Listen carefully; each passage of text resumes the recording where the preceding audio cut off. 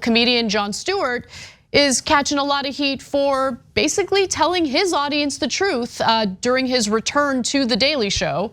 He says that Biden's too old, he questions his mental capacity, but he did also try to hedge his comments about Biden by also focusing on Donald Trump. So during the recent episode of The Daily Show, he said, these two candidates, they are both similarly challenged. And it is not crazy to think that the oldest people in the history of the country to ever run for president might have some of these challenges. They're both stretching the limits of being able to handle the toughest job in the world. What's crazy is thinking that we're the ones as voters who must silence concerns and criticisms. It is the candidate's job to assuage concerns, not the voter's job not to mention them.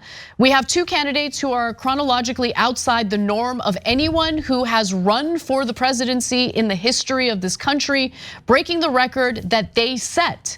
And then he tries to emphasize, again, how dangerous Donald Trump is and how the Democratic Party is really risking quite a bit by insisting on running Biden for re-election. Look, Joe Biden isn't Donald Trump, he said. He hasn't been indicted as many times, hasn't had as many fraudulent businesses, or been convicted in a civil trial for sexual assault, or been ordered to pay defamation charges, or stiffed blue-collar tradesmen. The stakes of this election don't make Donald Trump's opponent less subject to scrutiny. It actually makes him more subject to scrutiny. If the barbarians are at the gate, you want Conan the Barbarian standing on the ramparts, not chocolate chip cookie guy. And that's a reference to his recent TikTok that Biden did, which I'm gonna come back to because there's a giant problem with that TikTok that nobody's talking about. Okay, but first, this important story. So Kamala Harris, and Jon Stewart alluded to this too, and all the Democrats that come out, they're like, oh man, you just see him behind the scenes, sharp as a whip. He's like, what's your questions? And he's in command of the whole thing. And Stewart kept asking, did you have it on film?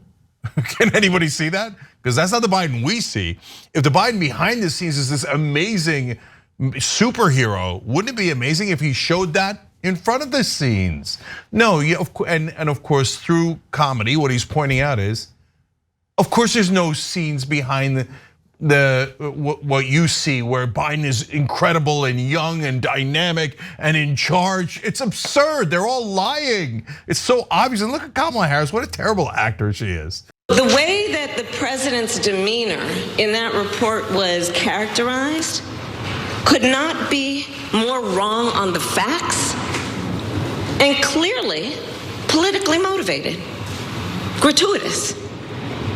And so I will say that when it comes to the role and responsibility of a prosecutor in a situation like that, we should expect that there would be a higher level of integrity than what we saw.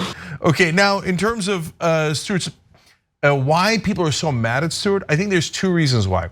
Sure, he mentioned the age, and then they go, false equivalency. I don't even know what that means. Biden is older than Trump. And he showed all the ways that Trump's an idiot, right? And he just said that Trump is worse than Biden. We just read you the quote, right? Mm-hmm. I think what they're actually upset about is a couple of things. One is, this got out on TV. I mean, these barbarians online are constantly talking about the problems with Biden, but they're online riffraff. We don't pay attention. On TV, how dare you, not allowed, okay? So we should all chastise you at the same time, okay? So, but the 2 points that upset them the most is not the age. It's that he said, don't blame the voters. It's the candidate's job to win over the voters, not the voters' job to quiet their criticism and go, yeah, how can we help, sir? Yes, sir, what lies can we help you with, sir? They hate that. They're like, what are you doing? You blame the voters and you say it's their job, okay? Don't you dare ever criticize Biden. And the second thing is, well, if Trump is this dangerous, why shouldn't we critique the person we're going to put up against them more, not less? No, you need to shut up and take it. Exactly. Just shut up and take it. So Stewart, in those 3 ways, broke the code of mainstream media, which is shut up, voters, and do as we tell you. Stewart is giving them permission to think for themselves, and that's what they loathe. We might have millions of people watching this show, but you can be the difference maker because we just need 1% of our audience to be paid members, and then this show can be around forever. So you can make that difference. Click join now. I need to understand, and this is a question that I honestly have for some members of the audience that like insist on us just shutting up about Biden if we have anything negative to say because we must support him so he can beat the mightily evil and terrible Donald Trump. Okay, but are you happy with Biden? Like, but for real, are you happy with someone who's currently 81, doesn't really seem to remember where he is half the time, can't speak clearly, is usually hidden from the public, doesn't do press conferences? I mean, of modern presidents, in terms of speaking to the press, doing press conferences, I just compare him to previous presidents. He's just not around. And it's because they are hiding him from the public due to the liability his age has become politically. Aside from that, look at his policies. Yes, there have been some good things. I've given him credit for the good things, mostly some economic domestic policy. But how do you, with a straight face, look at Trump and acknowledge how evil he is while giving Biden cover as he provides the 2,000-pound bombs that are dropped on children in Gaza? Like, are we supposed to pretend like there's nothing evil in that? That Biden is like a kind old man who's just so much more moral than Donald Trump is? I know this is an offensive question for some people. I totally get that. I totally understand why you would feel that way because we've had many years now of conditioning to make us believe that Donald Trump is novel in how evil he is. But are we really gonna pretend like what Biden engages in isn't evil? Like, we've lost the plot. Like, people have become so consumed with the partisan politics, with their tribe. I must fight for my tribe no matter what. But what is the tribe doing for you? And what does the tribe represent? Yeah, I mean, look at how the mainstream media has trained people to not only expect propaganda from media, but to get angry if they don't get it. You're supposed to only represent one side and not the truth. How dare you, you comedian? You're so impertinent. And they try to get the voters to help them enforce propaganda. So a comic can't tell you what's wrong with both candidates? That's somehow wrong? And he should only criticize one of the candidates and just do propaganda for the other one. You might have missed the point of comedy and news, by the way. So last thing on this is, to Anna's point about who's the moral and immoral. Look, I think Donald Trump's a terrible person.